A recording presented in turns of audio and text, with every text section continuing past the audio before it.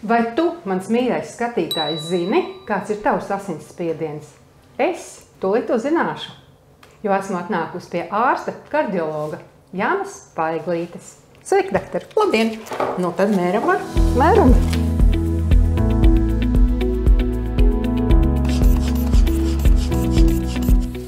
Ja spiediens ir augsti normāls, tas ir 140 uz 80.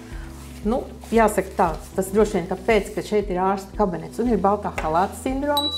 Otrs ir, protams, kā saka, televīzijas klātesenības, jā, jo ir mazliet satraukums. Veģetatīvā nervu sistēma, protams, ka mums mazliet paaugstina to spiedienu. Bet ja viņš visu laiku ir 140 uz 80, nu, tad vajadzētu sākt domāt. Kāda ir norma, tā ir principā mums vajadzētu orientēties uz to 120 uz 80, bet, protams, tāds visiem nebūs.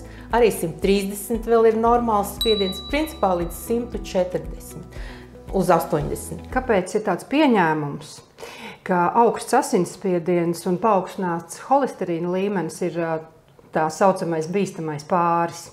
Tāpēc, ka holesterīns ir ļoti daudziem paaugstināts jau pirms tam, kad vēl ir parādījies augsts asinsspiediens. Un augsts asinsspiediens kopā ar augstu holesterīnu ir ļoti nedraudzīgi organismam, kas būtu jāārstē abi divi kopā, ne tikai viens no viņiem. Tātad mums ir gan labais holesterīns, gan sliktais holesterīns. Ir kopējais holesterīns, kas sastāv gan no labā, gan no sliktā. Augsta blīvuma holesterīns ir tas saucamais labais holesterīns, ko mēs tā ļoti ietekmēt nevaram, kāds viņš mums ir no iedzimtības dots, tāds viņš būs, bet sliktie holesterīni ir zema blīvuma holesterīns un triglicerīdi. Ja mēs skatāmies uz to slikto holesterīnu, tas ir zema blīvuma holesterīns, kuram ir norma zem 3, tad mums ir jāstāsta, kas mums sēž pretī par pacientu.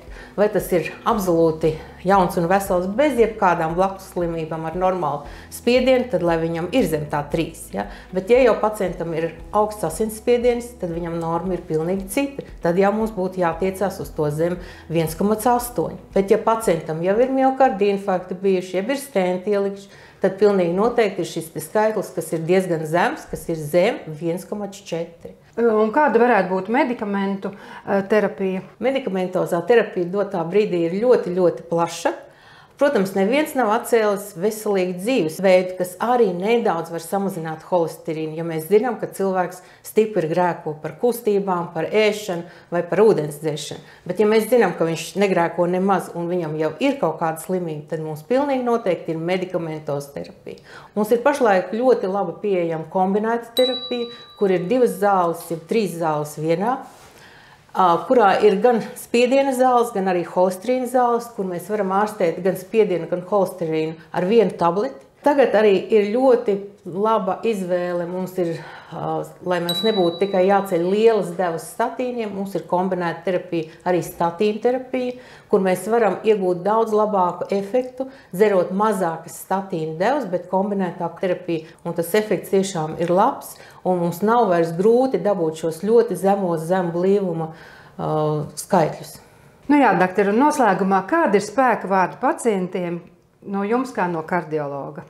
Ir ļoti daudz mūsu dažādas izmeklējuma metodas, kur mēs varam apskatīties, vai tas holesterīns ir sācis izgulstēties vai nav, cik daudz viņš ir sācis izgulstēties. Bet es domāju, ka tas ir jau darbs nevis ģimenes doktoriem, bet jau varbūt pie speciālista, pie kardiologa, kurš var uzņemties šo te pacienta ārstēšanu ilgtermiņā, ja, lai mēs nenonāktu līdz tiem bēdīgajiem notikumiem, kurus mēs neviens negribam, bet varbūt, kā saka, vairāk rūpēties par to profilaksi un tādu terapiju, kas palīdzētu kvalitatīvi un labi mums dzīvot.